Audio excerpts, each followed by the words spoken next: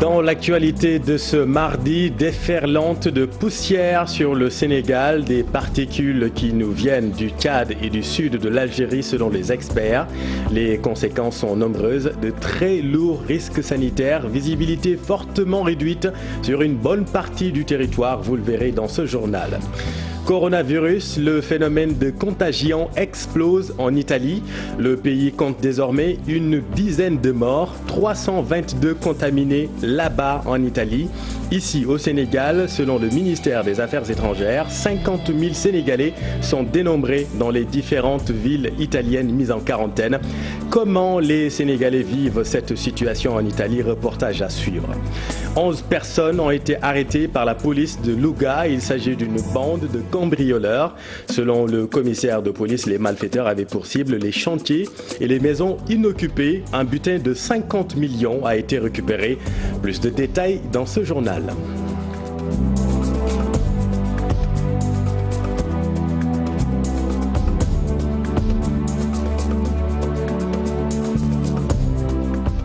C'est sous un ciel ocre que les Sénégalais se sont réveillés ce matin, presque tout le territoire enveloppé par une couche dense de poussière.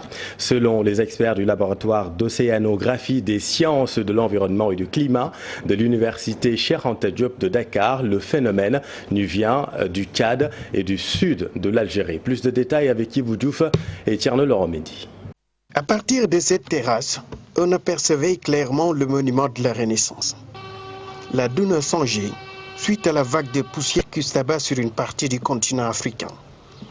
Le ciel qui change avec cette couleur jaunâtre n'épargne pas le Sénégal. L'origine de ces poussières nous provient de l'ouest du Tchad, dans la dépression de Bodélé, et aussi du sud de l'Algérie. Maintenant, la contribution de ces deux sources,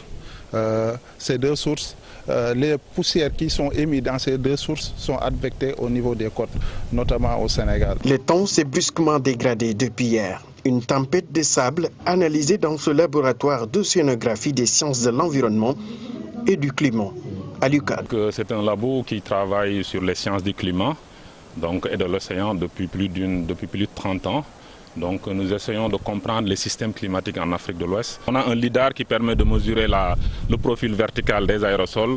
On a des spectromètres qui permettent de mesurer les polluants, les quantités de polluants. On a d'autres capteurs qui permettent aussi de mesurer ces polluants-là.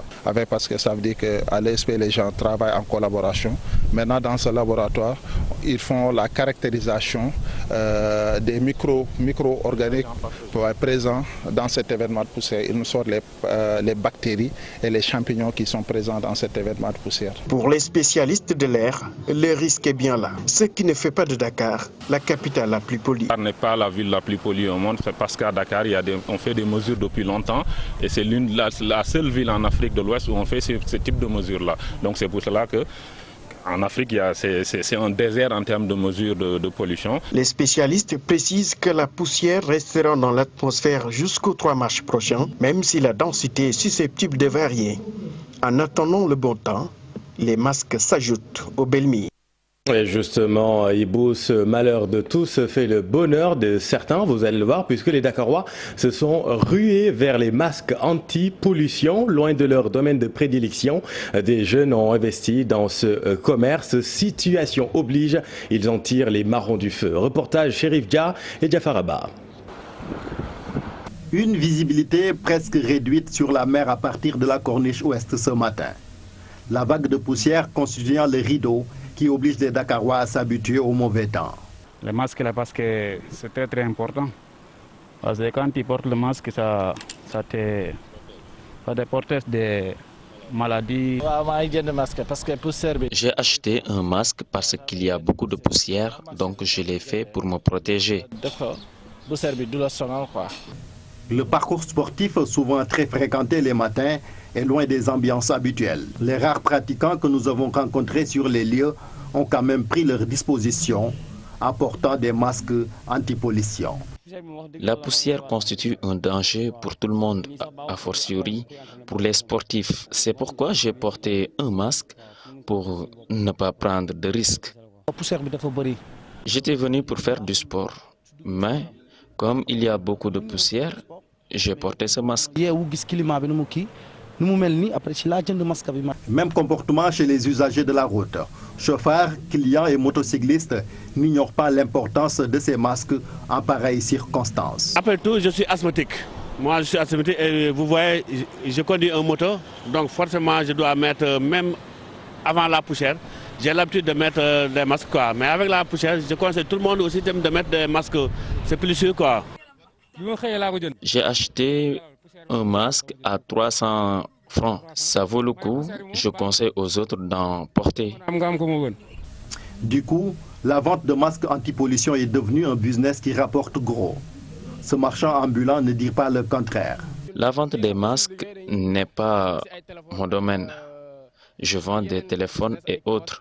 Mais quand j'ai vu la poussière, j'ai pris le risque d'investir mon argent sur les masques. L'ancien vendeur joue et gagne en investissant tout son capital sur les masques qui s'arrachent comme de petits pains. Le paquet compte 20 pièces à 300 francs l'unité et 500 francs les deux. Cela dépend de la qualité. Le commerce marche bien par la grâce de Dieu. Je me frotte les mains.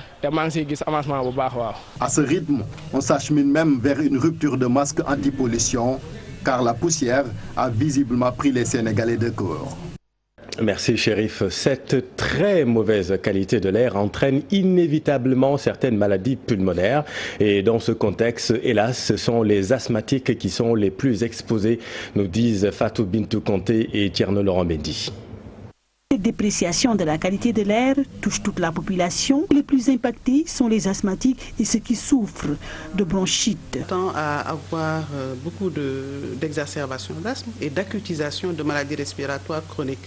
Pourquoi? Vous savez que l'appareil respiratoire, c'est l'un des organes, c'est un organe interne, mais c'est un organe interne qui est très exposé au milieu extérieur. Étant exposé au milieu extérieur, il y a des particules qui peuvent pénétrer dans l'organisme. Et selon la taille de la particule, on va avoir des effets sur l'appareil respiratoire. Par exemple, les particules de grosse taille vont s'arrêter au niveau narinaire, au niveau des narines.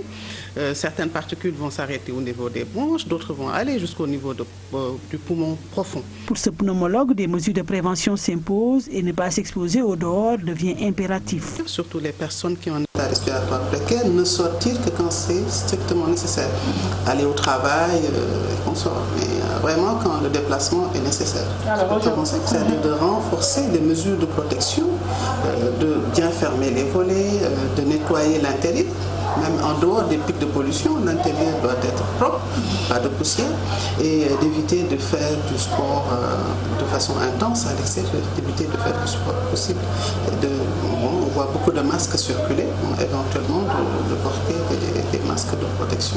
Depuis hier, le Sénégal traverse un épisode de pollution à l'ozone, une mauvaise qualité de l'air qui indispose tout le monde. Merci Fat Bintou, et voilà ce que nous pouvions dire sur cette mauvaise qualité de l'air qui va persister jusqu'au jeudi 27.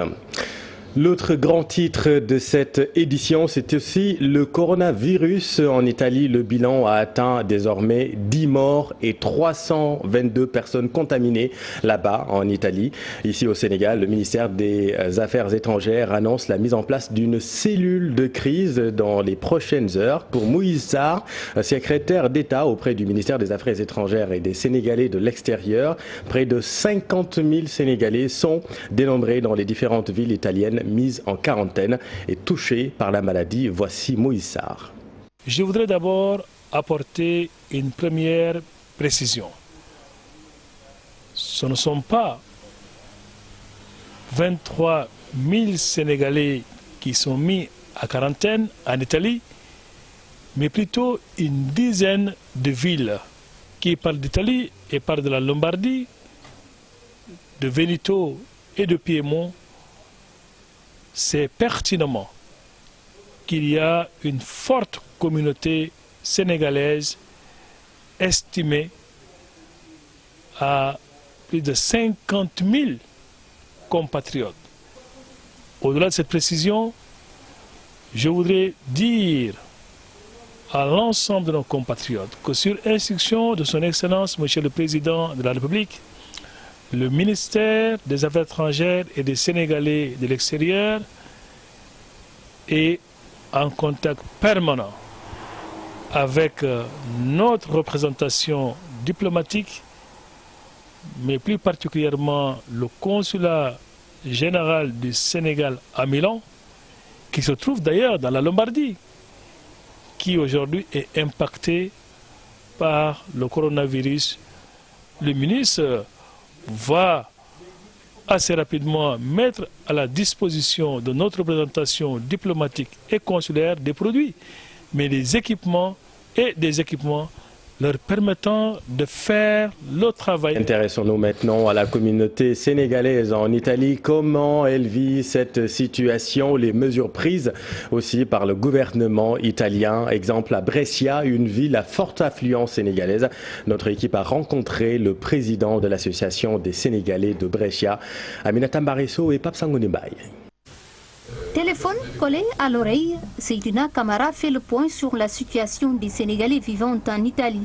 Ce monsieur est le président des Sénégalais vivant à Brescia. Comme vous le savez, Brescia est une ville industrielle qui se situe au nord de l'Italie, dans la région lombarde, qui a le plus grand nombre de Sénégalais vivant en Italie. Donc nous sommes estimés, nous-mêmes nous savons que nous dépassons le cap de 20 000 Sénégalais présents dans la région, dans la commune et la province de Brescia. Brescia, une ville pas très distante des zones touchées par le coronavirus, des communes dans la région de Lombardie. Généralement, Lodi et Castelvillongo, qui sont deux, disons, Lodi est assez grande comme ville, où peut-être il y aura une concentration du nombre de Sénégalais, ça va tourner autour de 300.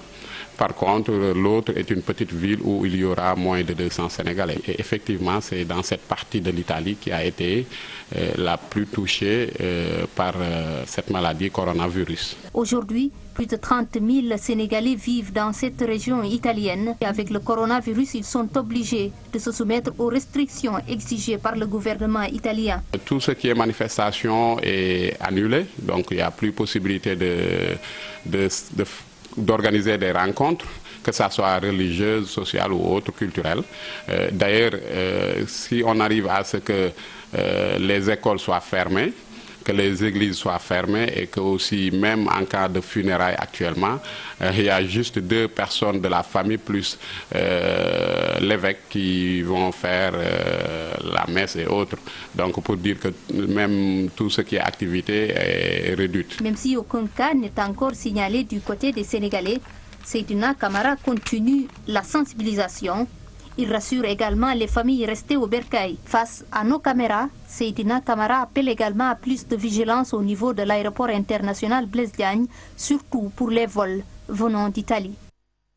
Merci Aminata, et retenez également que les frontières restent ouvertes entre l'Italie et le reste de l'Europe. Ce soir, on apprend également que 2 nouveaux cas ont été confirmés en France. Dans l'actualité judiciaire, Babacar Diop n'a pas été entendu par le juge d'instruction suite à sa plainte, souvenez-vous, contre des gardes pénitentiaires qui l'auraient agressé en prison. Selon le leader des FDS, le juge Samba Sall n'est pas au courant de sa convocation. Voici Babacar Diop avec Chérif Dia et Diafaraba. Là, il ne m'a pas reçu, finalement. Et c'est pourquoi j'ai dit que c'est une bizarrerie. Son greffier, parce que le doyen des juges, c'est le supérieur hiérarchique. Comment son greffier peut-il programmer un dossier depuis plus d'une semaine, informer les avocats, attendre le jour J et l'heure pour dire qu'il n'a pas été informé? Et nous pensons que la justice tente de protéger aujourd'hui les agresseurs qui nous ont violentés à Rebeuss. Guy Marius Sagna, sa situation nous inquiète. Inquiète sa propre famille, inquiète ses propres proches. Et nous craignons le pire. Nous craignons le syndrome Omar Blondin Diop, un avocat de la place, un insulteur public, défenseur des causes perdues, a osé dire ici, devant tout le monde, que Guy Marius Sagna devait être abattu. Et depuis lors, cet avocat n'a pas été entendu par le juge. Démantèlement d'une bande de cambrioleurs à Louga. 11 personnes sont arrêtées par la police de Louga, selon le commissaire Ladjor. La bande a longtemps opéré dans la capitale du Niambour. Ils avaient pour cible les chantiers et les maisons inoccupées, nous dit Tchernofal. Ce lot de matériel composé de portes, de fenêtres, de meubles de maison et d'autres équipements de construction fait partie du butin retrouvé par la police de Louga entre les mains de présumés receleurs basés dans différents marchés de Dakar.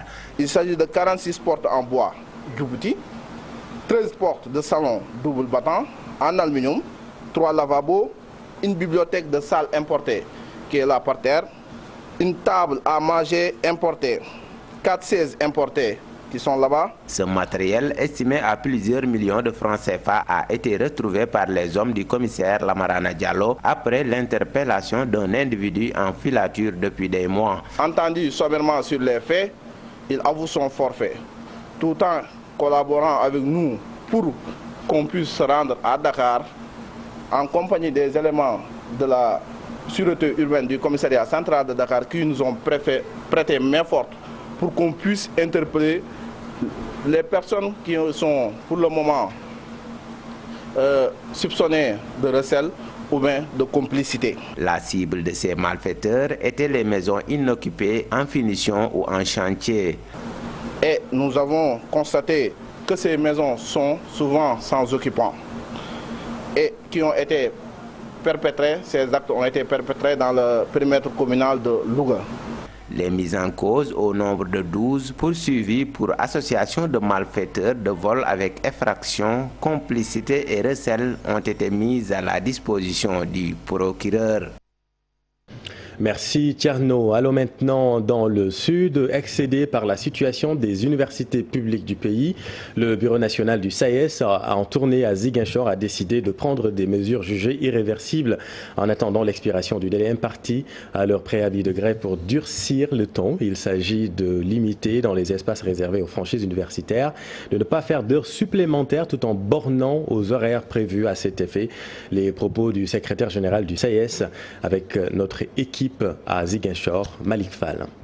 Nous sommes dans la situation de 3-4-3, c'est-à-dire que nous avons trois problèmes, nous avons 4 doléances et nous avons pris 3 décisions.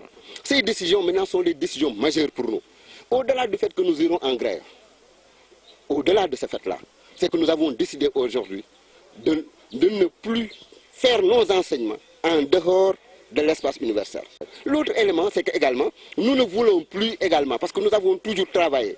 Quand vous allez à Dakar, nous travaillons du lundi à 8 h jusqu'au samedi à 23 h. Tous les jours. Quelquefois même, il nous arrive d'enseigner le dimanche. Nous avons décidé de ne plus le faire. Nous allons nous cantonner aux erreurs normaux de travail, c'est-à-dire 8 h midi, 14 h, 18 h, et le samedi, on s'arrête à midi. Que personne ne vienne dire que c'est le SAES qui a bloqué l'enseignement supérieur. Nous avons fait tout ce que nous devions faire. Nous avons en face de nous des personnes qui ne sont pas dignes de confiance. Parce que tout simplement, c'est des personnes qui renient tout ce qu'ils ont, sur quoi ils se sont entendus avec nous. Et nous allons prendre nos responsabilités par rapport à ça. Et entamer donc notre grève à partir du 3, Inch'Allah. Imaginez, visualisez tout simplement une seule seconde Maya l'abeille à côté de Nefertiti, Ladybug et Chat Noir dans la même cour que Ladjor Ngoné-Latyr, ou encore les femmes qui dansent le Goumbé, des rencontres improbables mais qui ont pourtant eu lieu aujourd'hui. Vous le savez, de nombreux établissements ont fêté le Mardi Gras, mais qui a gagné donc cette année le titre de meilleur déguisement? Voyons tout cela avec notre équipe à Saint-Louis, Ousseynou Diop et Habib Seck dans une école maternelle ce matin. À l'école Saint-Joseph de Cluny, les enfants chantent et dansent en compagnie de leurs encadreurs et enseignants. Aujourd'hui, c'est Mardi Gras et les enfants se sont bien habillés à l'occasion, une tradition chrétienne. Mais ici, tout le monde célèbre la fête du Mardi Gras.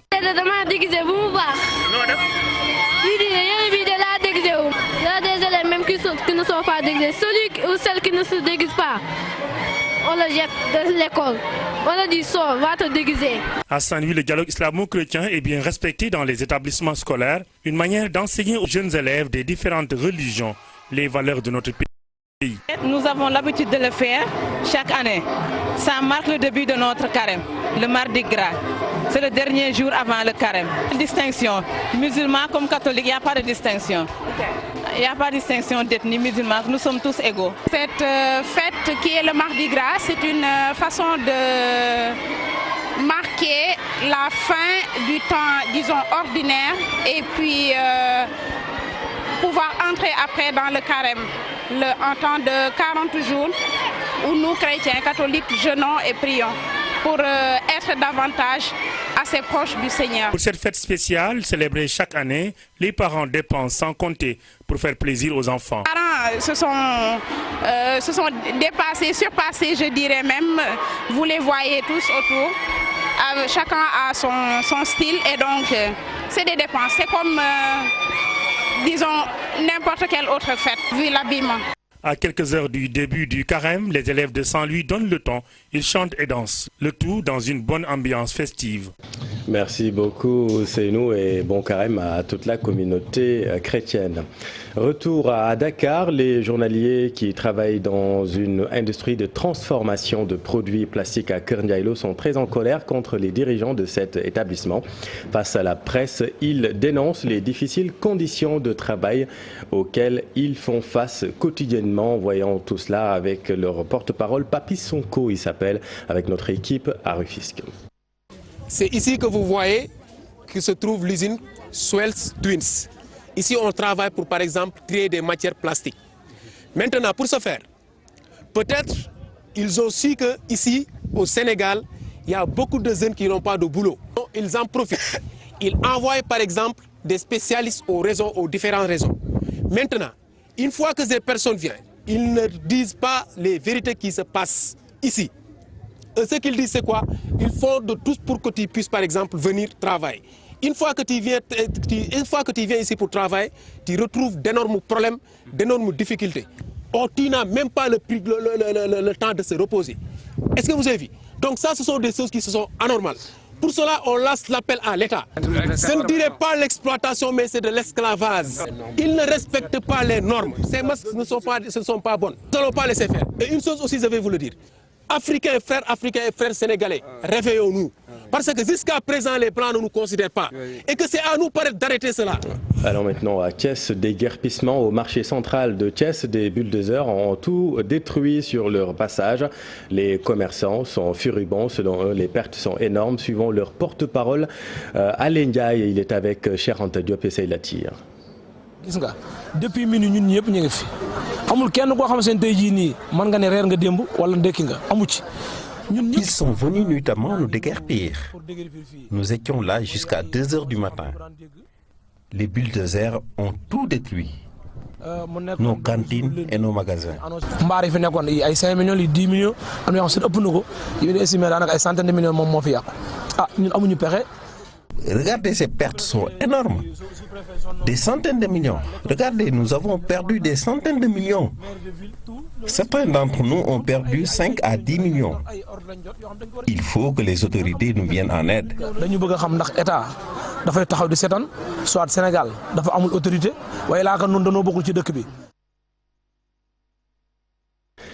Alors maintenant, retournons plutôt à Saint-Louis pour parler politique et en un du président Macky Sall. Après son premier conseil des ministres décentralisé tenu à Saint-Louis en 2012 et les promesses faites dans plusieurs secteurs, les Saint-Louisiens attendent toujours du président Macky Sall la réalisation de ces promesses. Nos reporters à Saint-Louis ont tendu leur micro aux personnes du troisième âge, surtout suivant ce micro-trottoir réalisé par notre équipe là-bas à Saint-Louis. Je ne sais pas ce que les autres là pensent, mais moi personnellement, je pense que les 3/4 de ces promesses ne sont pas tenues. Il n'a qu'à faire des efforts pour Saint-Louis parce que les gens ont espoir sur lui. En conséquence, il n'a qu'à faire beaucoup d'efforts pour satisfaire les doléances de la population saint-louisienne. En tout cas, moi, à sa place,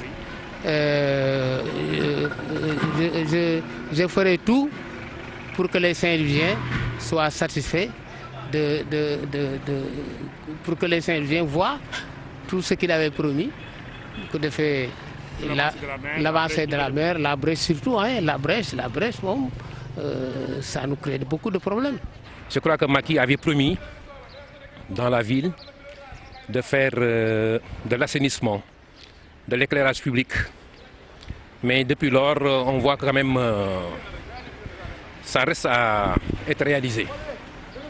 Nous lui demandons simplement de tout faire pour redonner à la ville son lustre d'antan. Voilà, c'est la fin de cette édition. Merci de l'avoir suivi. L'info continue dans Soir d'Info. C'est à vous, Aram Touré. Vous recevez ce soir le coordonnateur national de la plateforme des acteurs non étatiques.